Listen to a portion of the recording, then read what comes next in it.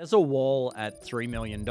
I run the numbers on 34 service businesses doing over $100 million a year between them. And I watch owners hit that wall over and over. Sales go up and there's less money in the account than the year before. 8 numbers decide whether that happens to you. So I'll give you all 8, but each one is a single line and exactly what it decides. Number 1 sets the ceiling on everything. Gross margin is what is left from revenue after the direct cost of actually delivering the work, set as a percentage. Revenue minus the cost of delivery divided by revenue. This is the floor you scale off of, and scaling multiplies it in whichever direction it already points. If your gross margin is healthy, every new client makes the business stronger. If it is broken, every new client makes the hole deeper, and more revenue just digs faster. So a lot of the time, you'll see that the cost of delivery is put in the wrong spot. You won't have your payroll costs, and as a service business, that's usually one of the largest expenses that you have, or if you're an e-commerce brand, it's exactly the same. But if you don't have your people costs broken out into cost of goods sold, general and administrative, and sales and marketing, what ends up happening is you look more profitable on paper, and that ultimately hurts you because you don't know what it costs you to deliver your service. Or you don't know what it costs you after your inventory if you're an e-commerce brand. And you cannot outsell a broken gross margin. You can only fix it. In the framework you are looking at for 60%, below that, and there is not enough left to fund sales, cover overhead, and still pay the owner. So scaling from there just spreads the problem across channels. So the reason I chose 60% as our target is because ultimately the way that you have this baked in, if you do the framework correctly and have it at 60%, you've got effectively 60% of your revenue left over to cover your general and administrative expenses, your sales and marketing. The other is sometimes you have to pre-hire employees or have to pre-purchase inventory or whatever it may be. So sometimes at that 60% mark, it might dip down into 50% while you rebuild your revenue numbers. And then by the time it gets back up there, then you may have to hire the next person. And it allows you to scale comfortably. Because a company that has 60% gross margin traditionally is under less pressure. Their prices are good. Their efficiencies are good. They have really, really good customer experience at that point, which lowers churn, and we're not playing from a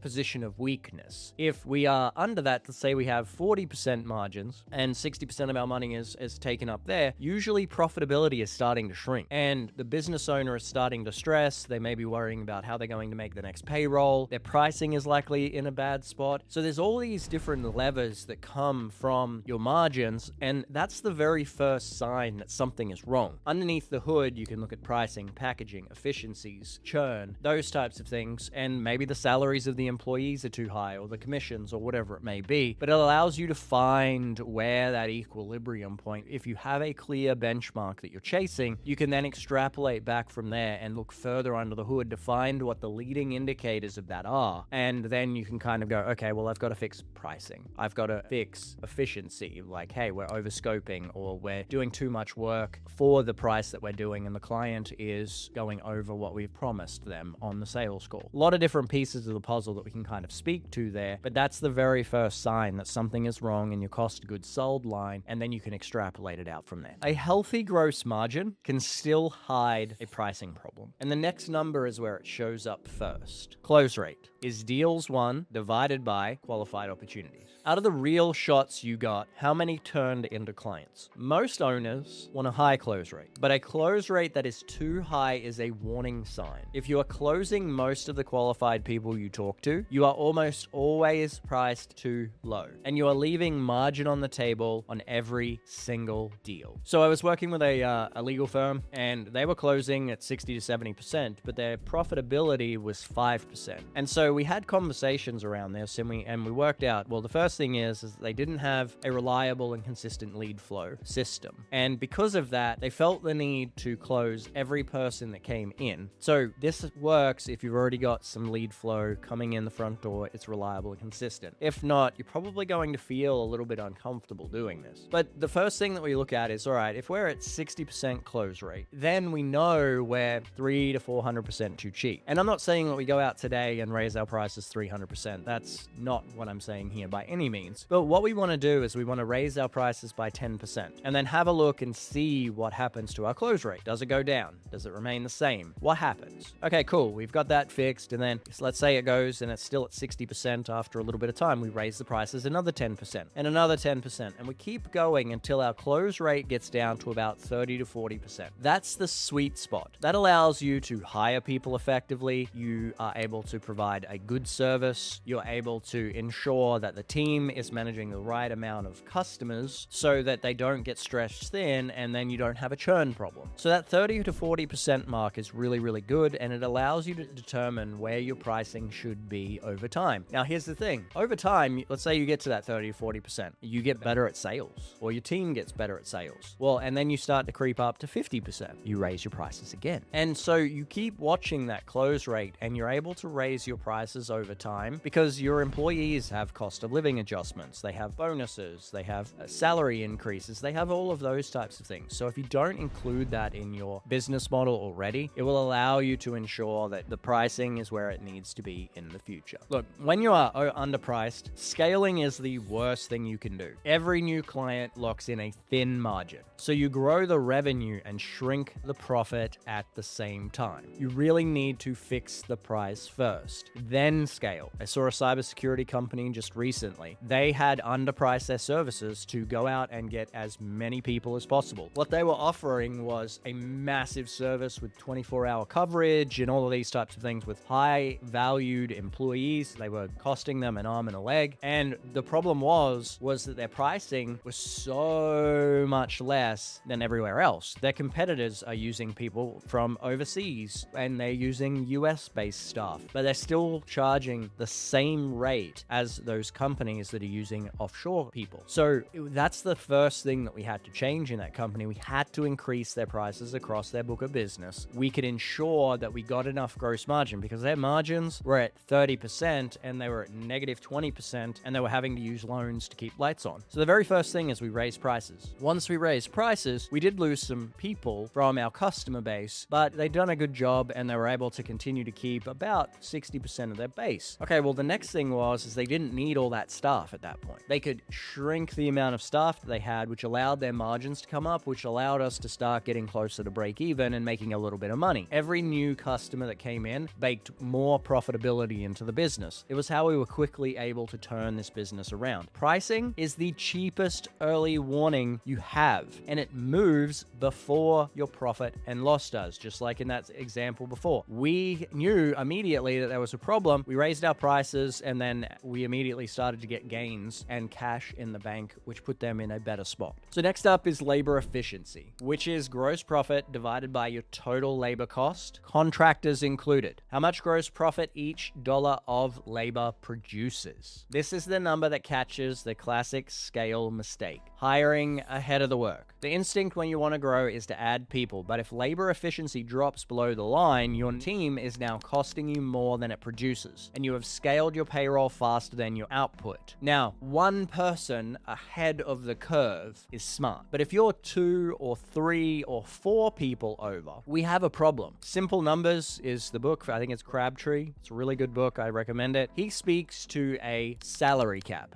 For all those football fans out there, whether it's soccer, whether it's gridiron, you have a salary cap in those businesses. There's a salary cap for a reason. It keeps everything kind of even across all of the players. But what we're able to do in a business is we're able to say, all right, let's say we're $1 million. We can spend $250,000 on people, contractors, and our employees. You can look at that and you can go, okay, well, I'm overstaffed. From there, you can look at, all right, is it an efficiency problem? Are we offering too much for the price that we're currently selling this product for? And then go back to your close rate. Is our close rate above 30 to 40%? Usually the answer is yes to one of those things. And that then allows you to kind of work through these issues to get them fixed over time. And then it may take a quarter or two, but then it's going to move you back into the right direction and allow you to get your profitability back and margins where they need to be. Everything ties together. All of these KPIs, you'll get the lagging indicator on the P&L. You will have 2 or 3 steps before you get to that will allow you to fix that once you get in under the hood. So there's always signs before you get there. And in a service business, people are single biggest cost. So this is the one number that tells you whether your headcount is leverage or just dead weight. Scale with it in the green and hiring compounds you. Scale with it in the red and every hire makes you slower and poorer. And so that's something that you really, really do have to watch. There's two companies, for example. One overhired, a cybersecurity company, and it caused them massive amounts of problem. The other actually has a 6-to-1 labor efficiency ratio. Well, the 6-to-1 labor efficiency ratio went from 300,000 to 22 million in 3 years, while the cybersecurity company that has a 2-to-1 labor efficiency is still stuck at $7 million.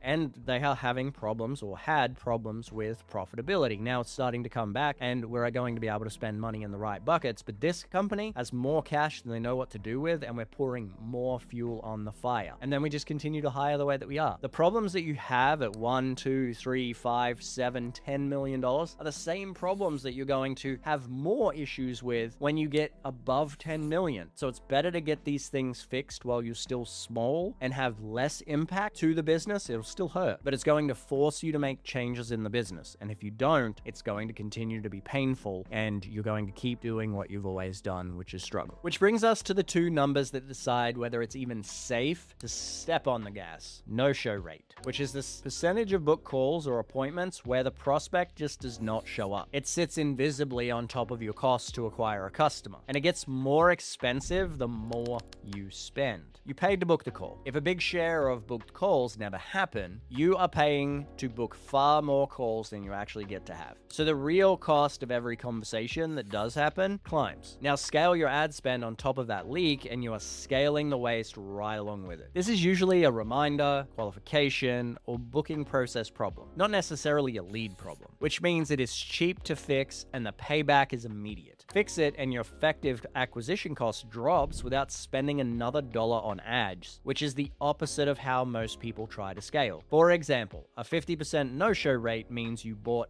2 book calls for every one that happened. So the cost per real conversation roughly doubles. We decreased one company's no-show rate by 30%, and we added a few $1 million to the top line without any additional ad spend. We simply offered a free Starbucks gift card to every book call with a fun note. Hey, I want you to be caffeinated for the call that's coming up. Sent the $10 gift card. The cost was $60,000 a year to make a few $1 million in additional revenue. In a different company, we hired a couple of SDRs and did the Starbucks gift card and had the same strong impact. Time to lead plays a big part here, as does reciprocity. Free Starbucks gift card to everyone's inbox is always a good idea, assuming that we have where it needs to be. Or you get an SDR that calls the client as soon as they book or within the first 5 minutes to just make sure that they're the right fit. It kind of builds that tension with the client to ensure that they are going to show up, and it asks the right questions so that the closers don't fill their calendar up with people that just aren't going to show, and you make sure that you're able to qualify them before they actually get on the call. It is the highest leverage number nobody puts on a dashboard, and it is the one that quietly caps how profitable you can scale your marketing. LTV to CAC is next. Customer acquisition cost is your total sales and marketing spend divided by the new customers it brought. Lifetime value is the total gross profit. Gross profit, not revenue, earned from a customer over the time they stay. LTV to CAC is one divided by the other. Again, use gross profit for LTV, not revenue. Plug in revenue and your unit economics look about twice as healthy as they actually are. And that's exactly the mistake that makes an owner confident enough to scale a business that cannot afford it. So, talking to a learning and development company, they had that same problem. They thought that they were highly profitable because their CAC to LTV was 5. Well, when we did the actual analysis based on gross profit, because their gross profit was so very thin, it brought them down to a 2-to-1, and all they were doing was growing their top line and their profitability was shrinking because they were just spending so much money to acquire clients that only paid once. So not only was their gross profit bad, their lifetime value was bad, and their customer acquisition cost was okay at that point, but they were just buying that growth where they weren't ever going to bake profitability into the bones of the company. As a rough rule, under 2 means you lose money on every customer you buy. Around 3 is healthy, much higher than that, and you are probably under-investing in growth. This is the number that tells you whether scaling is safe or fatal. Good ratio, pour fuel on that fire, and it grows profit. Bad ratio, and every dollar you spend to scale accelerates the loss. Your growth will kill you, business. And I have seen that happen. So if you are sitting there realizing you do not actually know half of these numbers for your own business, that is the whole problem and is the normal starting point. It's not a failure. It is also exactly why founders keep scaling into a wall. They are pushing for revenue without knowing which of these is leaking underneath. The thing we run to find that leak is a short call. We call a leak check. It's 20 minutes. We look under the hood and we tell you where the money is actually going and roughly how much extra you are handing to the IRS. No commitment. It's built to be low friction. And it is the fastest way to see whether your business is set up to scale or set up to stall. Go book one. The link is in right below. Next up is your CAC payback period, which is how many months it takes for gross profit from a new customer to pay back what you spent to acquire them. This is your speed limit. The longer the payback, the more cash you have to float to grow. So a long payback caps how fast you can scale, even when the business is profitable on paper. Push growth faster than your payback can refill the account and you run out of cash in the middle of a good year. If you can get this to 30 days, you can pay this out of your credit card and cycle that very quickly because pay for the customer in the very same month that you use the credit card. We can spin that wheel super fast. If it's any longer than 6 months, we need to work out how to get this paid back faster. Ever wonder why people do setup fees or those types of things? It's usually a way to rapidly pay back their customer acquisition cost and allow them to continue to scale aggressively. If you are highly liquid, let's say you spend $1 million a year on ads and the customer acquisition cost supports that, you could wait 12 months for this, but that can hurt you quickly if you aren't careful and watching it. And if you have a one down month, that could really start to hurt your bank balance. You've got to be very, very careful waiting 12 months. Now, all the benchmarks will tell you that, but you can rapidly scale out of cash flow if you do that, and then maybe the next year you'll get back to where you need to be, but you should be looking at how to shorten that as quickly as possible. This is the bridge between your marketing and your bank balance, and it is the number that decides how aggressively you can afford to scale. Next up is your cash conversion cycle. It's roughly how many days your cash is tied up between paying for something and collecting from your customer. For a service business, you feel the hardest is days sales outstanding. The average number of days it takes you to actually collect after you have done the work. This is the one that ends growth stories. If your collection days are creeping up while you're scaling, you are financing your customers for free with money you do not have. And you can grow yourself straight into a cash crisis without ever losing a deal. The faster you scale, the faster it drains. So for example, I had a company had 30-day terms. They spent a lot of money on ads and they had an 8-month payback cycle. Well, not only did that 8 months happen on the customers that they acquired, then their clients were paying them 60 days late. So then it extended that 8 months to 10 months and they didn't have enough liquidity to be able to ensure that their marketing engine would continue to move in the right direction. So all about those types of numbers is how quickly we collect our cash back. Customer acquisition cost payback plus days sales outstanding or your accounts receivables aging. Do not be an interest-free loan to your customers. Build things in place that ensure that you get that money. The faster it drains, the harder it's going to get. You're going to feel like you're missing payroll. Then you're going to start taking on jobs that are not right for you. You're going to be having those types of problems. And that's the exact trap a fast scaling service businesses falls into. Quick tip here.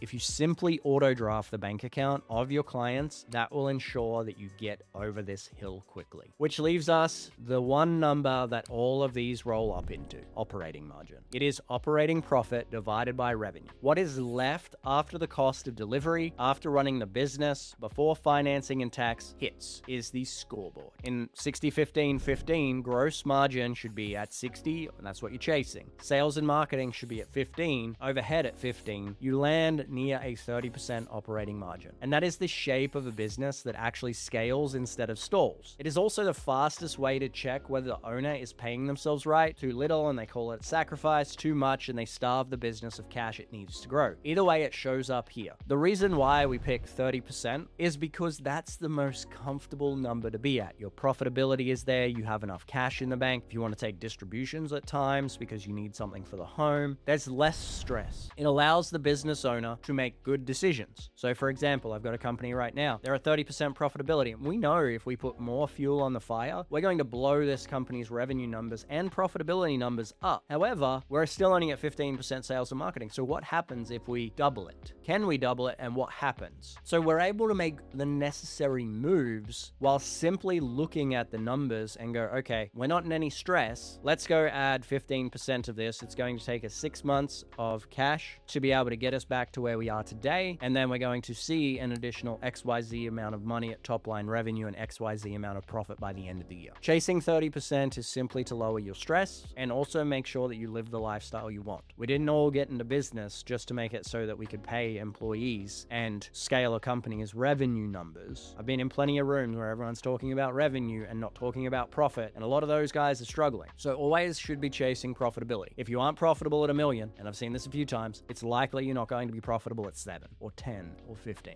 So out of every number we could track, if you made me steer a scaling business by one, it would not be revenue, and it would not be any single one of the 7 before this. It would be operating margin read through the framework. 60, 15, 15, landing near 30%. Because every other number on this list is just a different door that one shapes. The reason businesses stall at 3 million is not that they stopped growing, it is that they grew the revenue without fixing the shape. So they got bigger and poorer at the same time. Get the shape right and growth finally turns into money. That is the whole difference between scaling and just getting bigger. And as I spoke to earlier, between the company that's still stuck at 7 million and the company that's at 22 million going to 35 million, it's simply a matter of knowing these numbers, understanding what the lagging indicator is, and then finding the one constraint in that business that we need to fix to work through it. And it's usually pretty easy. The fear of raising the prices is actually easier than the difficulties you're going to have by not being profitable. The payroll run where you don't have any cash and you don't know where that next dollar is coming from. The short-term loans that you may have to take if you keep scaling the way that you currently are. It's all so much easier if you have a large amount of profit and you know what's the leading indicator that's causing these problems. And those are the 8 numbers that decide whether you scale or stall. Gross margin sets the floor. Close rate warns you the price is wrong. Labor efficiency tells you if your team is leveraged or dead weight. No-show tax every deal. Lifetime value to CAC says whether it is safe to hit the gas. Payback sets your speed. Cash tells you if you survive the growth. And operating margin through 60, 15, 15 tells you if any of it turns into cash. Get those right and you stop guessing whether more revenue helps. You can read it straight off the numbers. If you want to go in more depth, watch the next video on the screen next.